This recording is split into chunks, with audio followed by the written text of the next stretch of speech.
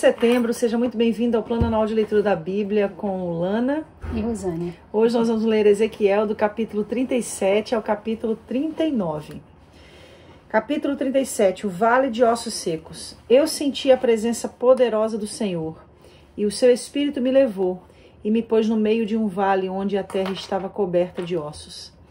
Ele me levou para dar uma volta por todos os lugares do vale, e eu pude ver que havia muitos ossos, muito mesmo, e estavam completamente secos.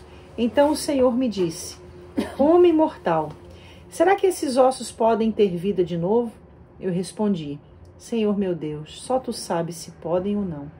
Ele disse: profetize para esses ossos. Diga a esses ossos que deem atenção à mensagem do Senhor. Diga que eu, o Senhor Deus, estou lhes dizendo isso.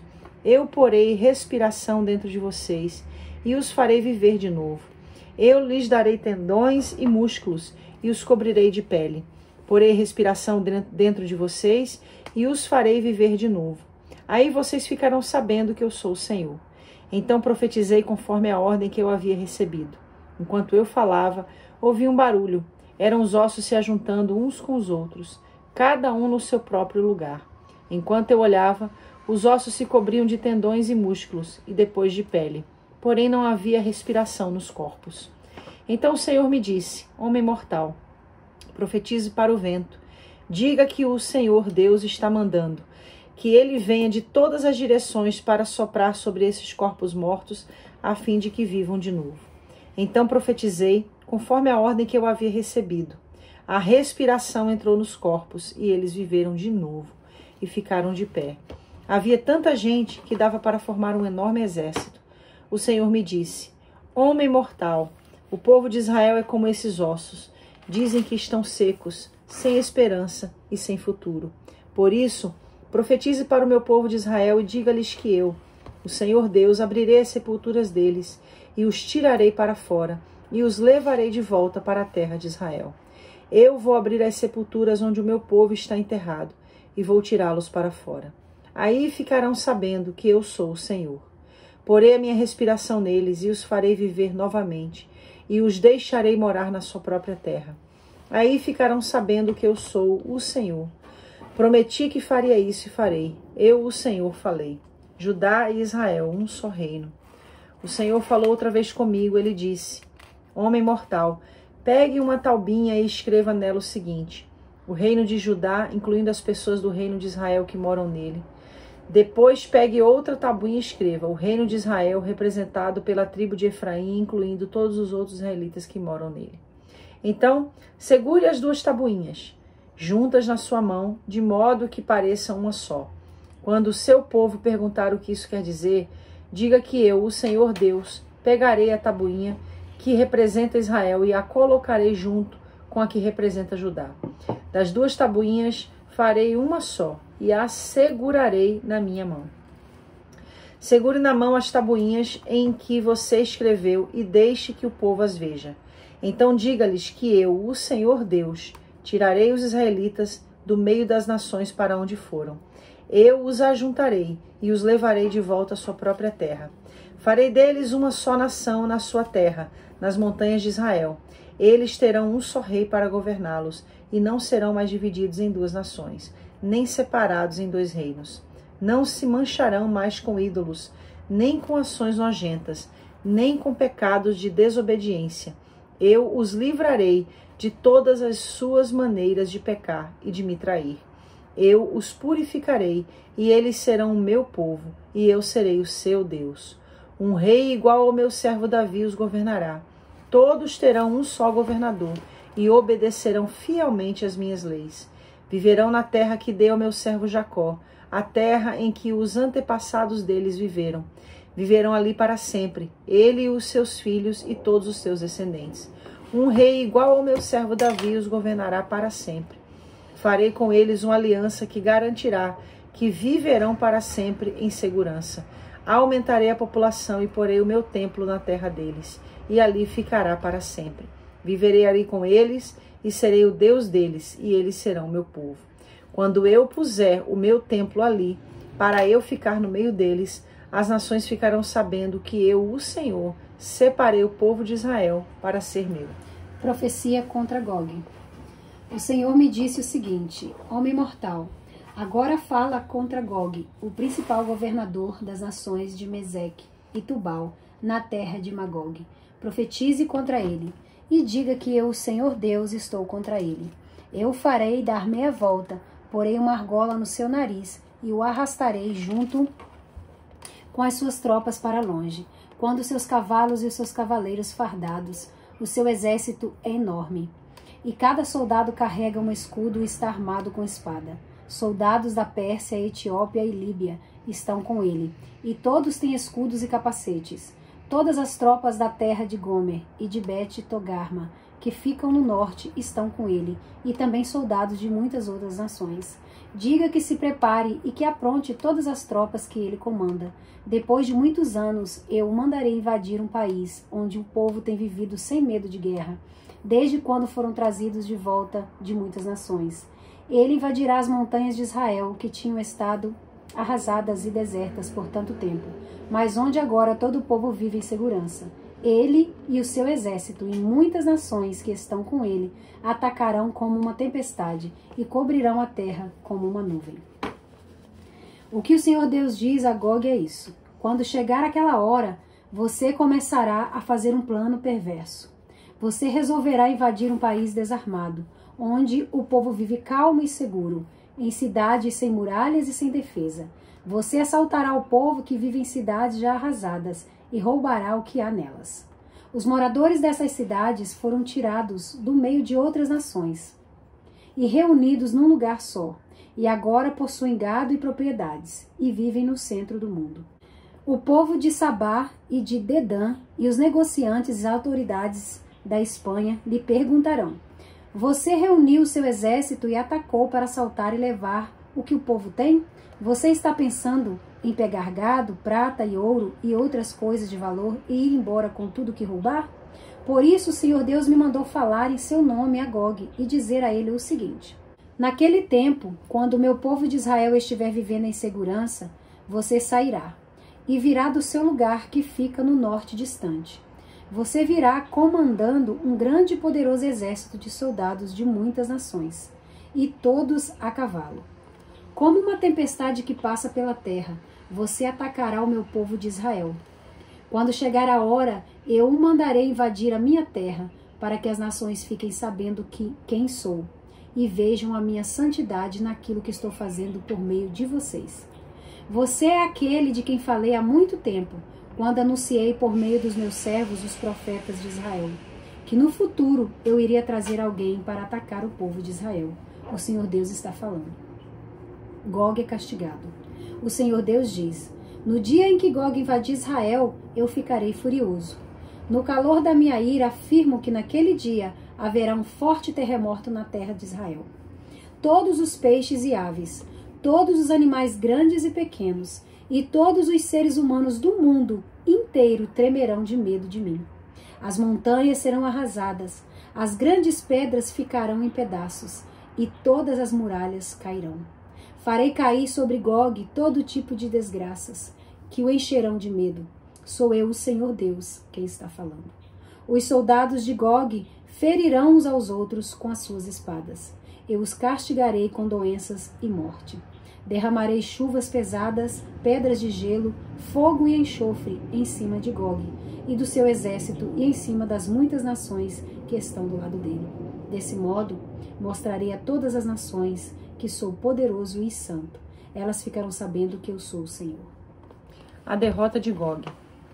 O Senhor Deus disse: homem mortal, profetize contra Gog, o principal governador das nações de Meseque e Tubal, e diga-lhe que estou contra ele. Eu o farei virar para outra direção e o guiarei do norte distante até que chegue às montanhas de Israel. Aí arrancarei o arco da mão esquerda dele e as flechas da mão direita. Gog e o seu exército e as nações que estão do lado dele cairão mortos nas montanhas de Israel. Eu deixarei que os seus corpos sejam comidos por todas as aves e animais ferozes. Eles cairão mortos em campo aberto. Sou eu, o Senhor Deus, quem está falando. Começarei um incêndio na terra de Magog e no litoral. onde o povo vive seguro, e todos ficarão sabendo que eu sou o Senhor. Farei com que o meu povo de Israel conheça o meu santo nome, e nunca mais deixarei que o meu nome seja profanado. Então as nações ficarão sabendo que eu, o Senhor, sou o Deus Santo de Israel. O Senhor Deus disse: o dia do qual eu falei vai chegar mesmo. O povo que vive nas cidades de Israel sairá e ajuntará as armas abandonadas para fazer fogo com elas.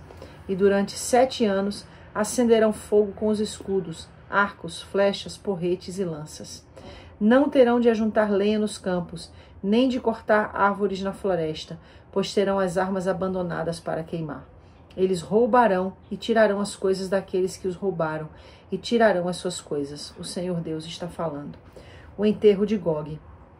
O Senhor disse: quando tudo isso acontecer, darei a Gog um lugar onde ele será sepultado em Israel, no Vale dos Viajantes, a leste do Mar Morto.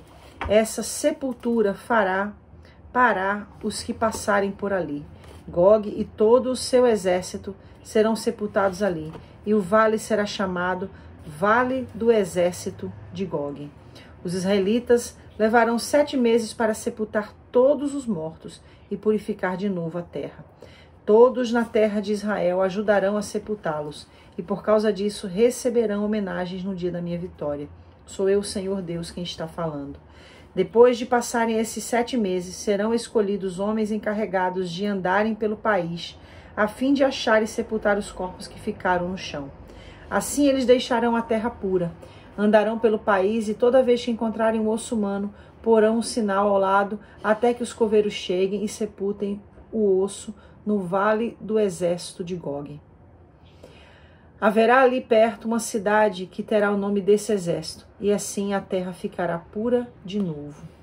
O Senhor Deus me disse o seguinte: homem mortal, chame todas as aves e animais para que venham de toda parte e comam um sacrifício que estou preparando para eles. Será uma grande festa nas montanhas de Israel, onde as aves e os animais poderão comer carne e beber sangue. Eles comerão a carne dos soldados e beberão sangue dos governadores da terra. Todos esses governadores serão mortos como se fossem carneiros, carneirinhos, bodes ou bois gordos. Quando eu matar essa gente como se fossem sacrifícios, as aves e os animais comerão gordura até não quererem mais, e beberão sangue até ficarem bêbados. Sentados à minha mesa, eles comerão à vontade a carne dos cavalos e dos seus cavaleiros, dos soldados e dos guerreiros. Eu, o Senhor, estou falando. Um novo começo para Israel. O Senhor disse: eu vou deixar que as nações vejam a minha glória e mostrarei como uso o meu poder para realizar os meus atos de justiça. Daquele dia em diante, os israelitas ficarão sabendo que eu sou o Senhor, seu Deus. E as nações ficarão sabendo que os israelitas foram levados presos para fora do seu país por causa dos pecados que cometeram contra mim. Eu me afastei deles e deixei que os seus inimigos os derrotassem e os matassem na guerra.